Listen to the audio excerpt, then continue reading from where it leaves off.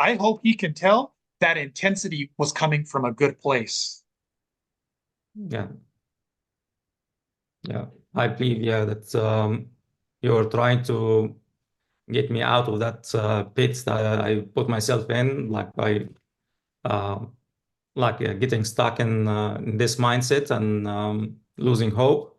But you managed to like shift my focus to a different strategy and a different approach to the TOEFL. That's what I do, man. That's what I Thank, do. thank Thank you, you. Aaron. You're welcome. Thank you.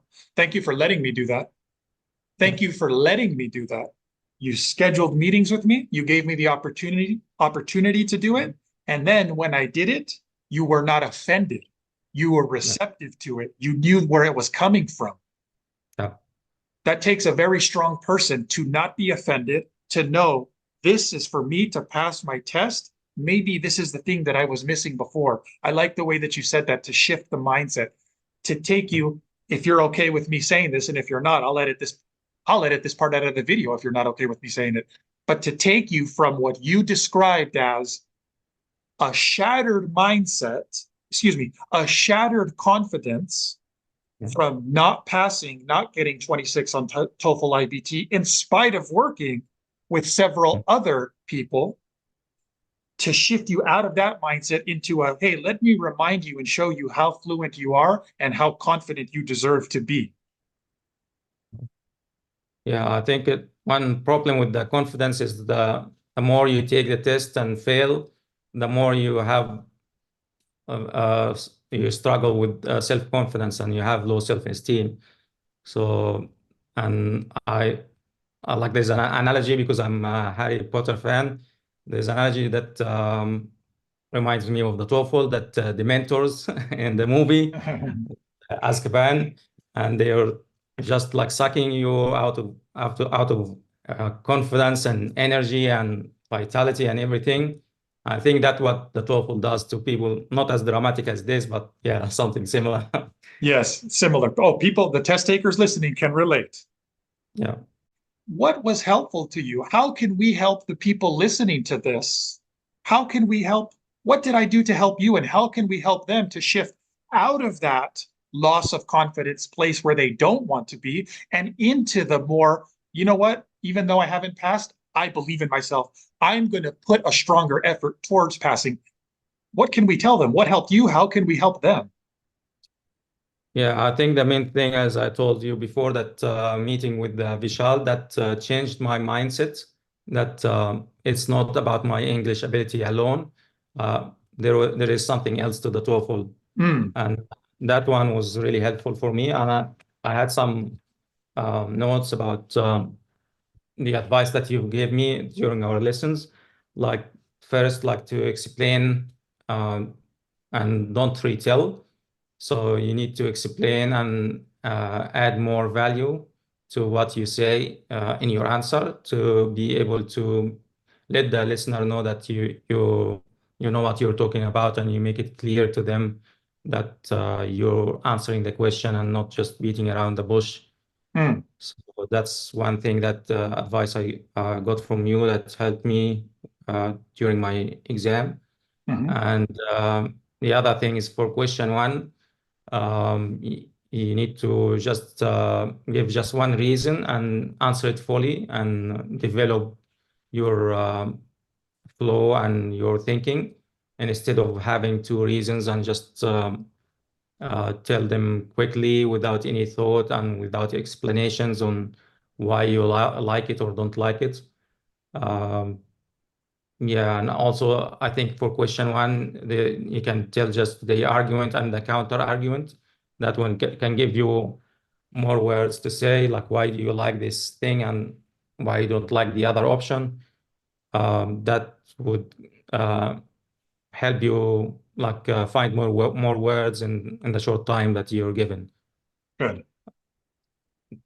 Okay. There- There's yeah a few others I wrote down as well, like as I told you before, that to use simple short sentences and try to use them as the anchor points towards the next sentence that you're gonna say.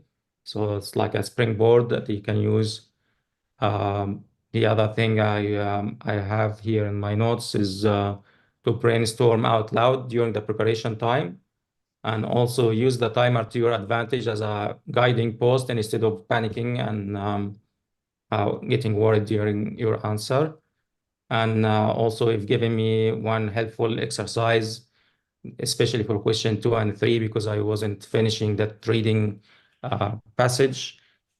Is he told me to have that isolated reading practice, where I just focus on finishing that reading in 50 seconds or 45 seconds and keep practicing doing that.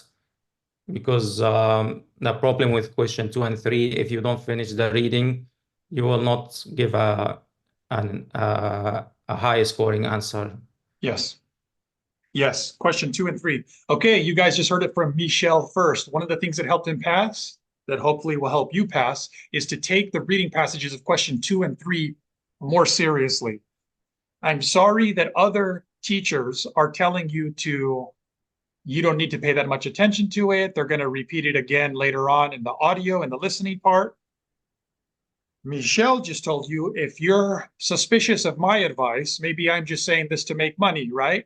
Well, Mr. Michel just told you he passed by paying more attention. He said he took my advice and started to just practice. He isolated the readings. What he means is, for questions 2 and 3, instead of practicing the whole question, going on to the listening part, going on to his speaking answer, no. Look at a reading passage for question number 2, 50 seconds to read, take notes, analyze, done. Go to another reading passage without listening and without speaking. Go to another reading passage, 50 seconds to read, analyze, comprehend, done. Don't listen to that part, go to a new question. Practice the reading passages in an isolated way. Take the reading passages more seriously, and you too will score higher points. I've heard you bring up twice the video with Vishal.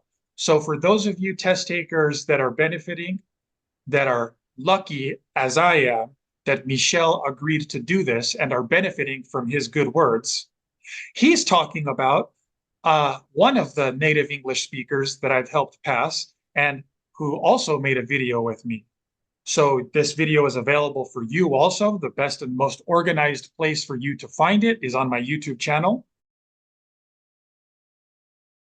I have showed the most amount of people passing, getting 26 on TOEFL speaking than anybody else has. And when I say show, I mean real people like you can see and hear Michel here, not just a post that may be real or not, but a person that you can see and hear.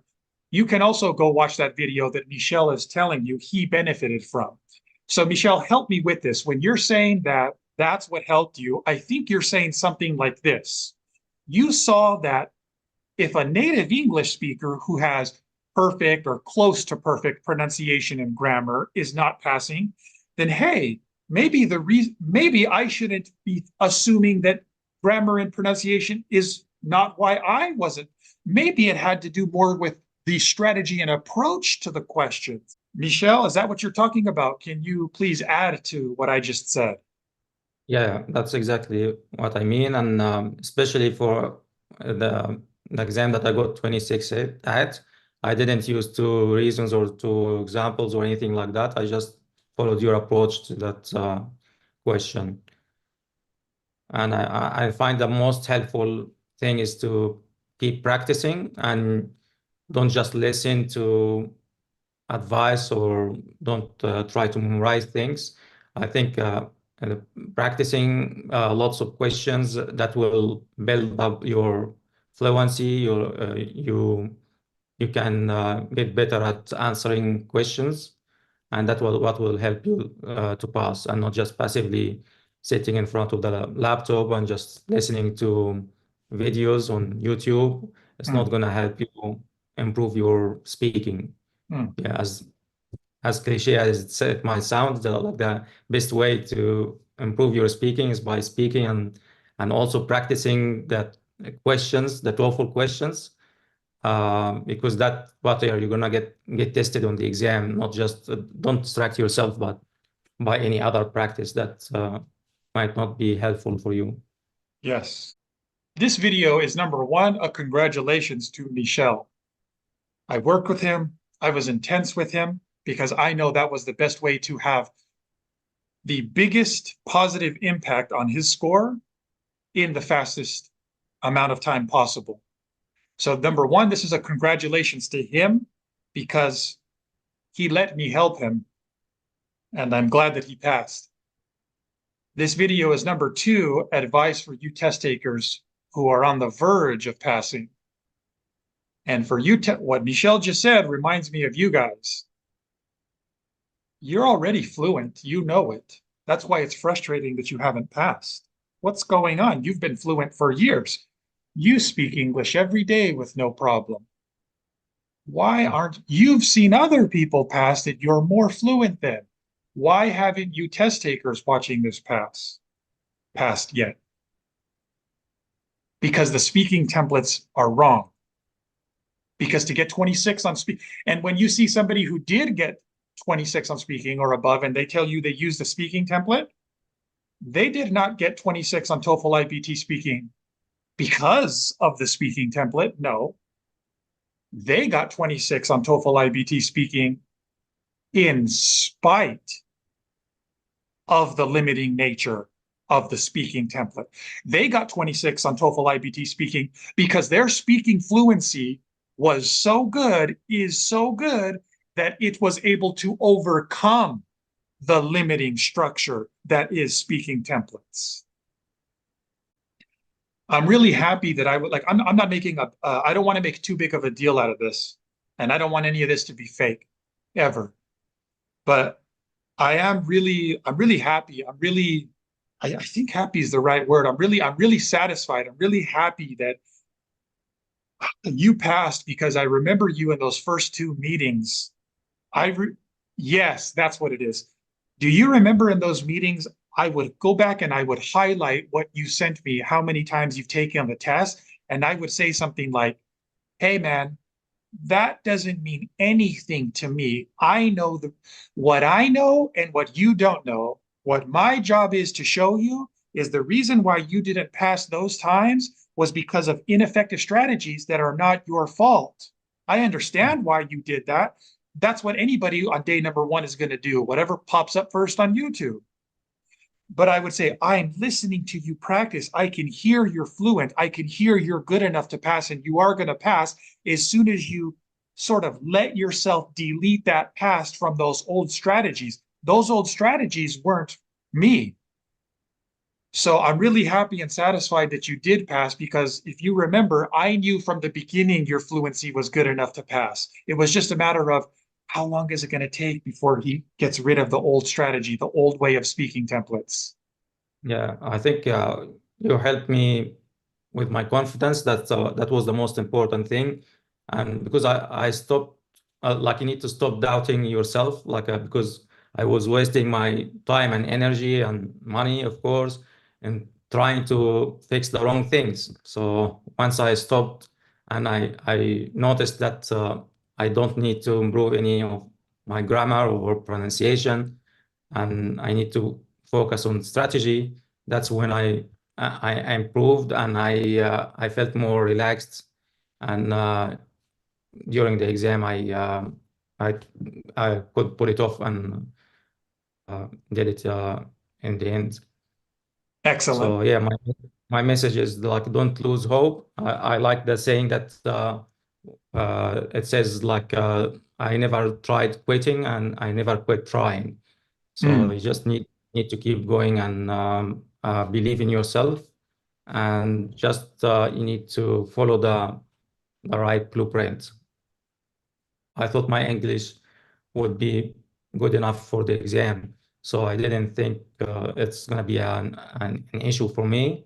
But yeah, like after many tries and exams, and that affected my confidence, and I a lot of times I thought like maybe I'm not gonna pass. I don't know what's wrong, and even like I don't get any feedback from ETS to guide me in the right direction. that I need to take to reach my desired score. So that's, yeah, my thoughts about it. Yeah. Okay. I want to send that message to my family, Dalia, Natalie, and Joanna. They were really supportive during this tough time, and yeah, I couldn't have done it without them as well, with their support and encouragement, because many times I felt really bad and felt very low, and they kept encouraging me and pushing me forward. So Nice. that's I thank them for their help with me as well. Yes. Thank you to Michel's family, everybody that he just talked about. Thank you for supporting him during this time, especially when I was being intense with him in those meetings to make sure he passed. It's the main thing is like, yeah, I got the results I needed, and I can keep moving forward with the pharmacy exams. All right. I would like to thank you a lot for all your help with me and your guidance and feedback, and yeah, I couldn't have done it without you, and thank you so much. You're welcome. You're very welcome. Thank you. Thank you for giving me the opportunity to help you by scheduling meetings. And thank you for being receptive to the advice, for applying it on your real test. Yeah, for me, you were the difference that made the difference with my scores. You're very welcome, man. Thank you. It truly is an honor for me to know you and to help you. Thank you. Me too, Aaron. Thanks. If you want to see more videos with people giving you their best advice on how they got their 26 on TOEFL iBT speaking,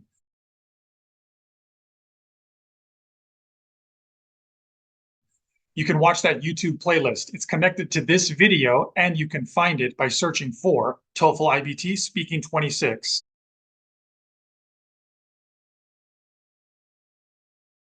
You can also find it by going through speaking26.com. These are people who before were not getting 26 on TOEFL speaking, and after did get 26 and pass their tests. I asked them, hey, can you give your best advice to people who are still taking the test? How did you go from not passing to passing? When I read about the TOEFL exam, I didn't really think much of it. I just thought, okay, straightforward thing. It's an English exam. How difficult can it be? The pharmacy board needs specifically 26 in speaking.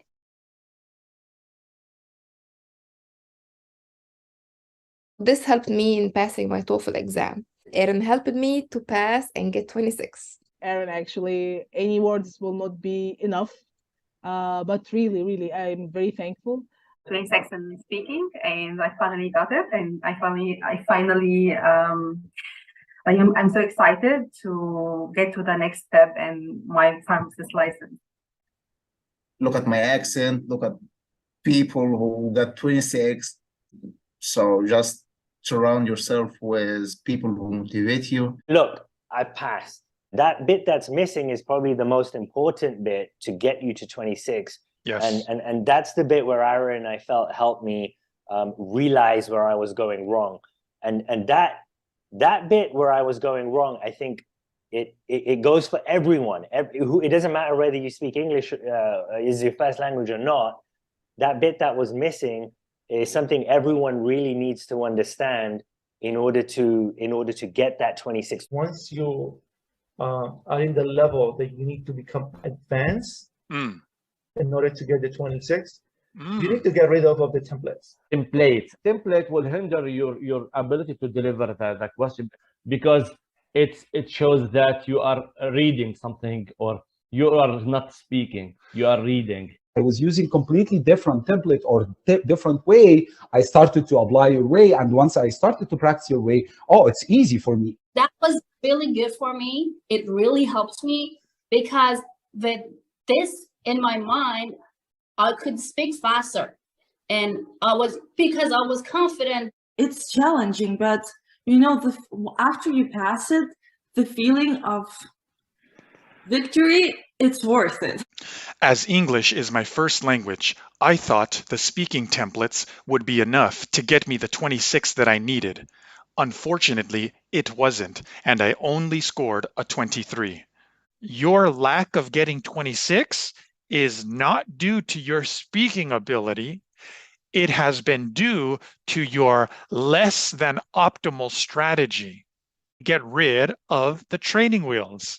The templates were like, oh my God, why did they create those templates?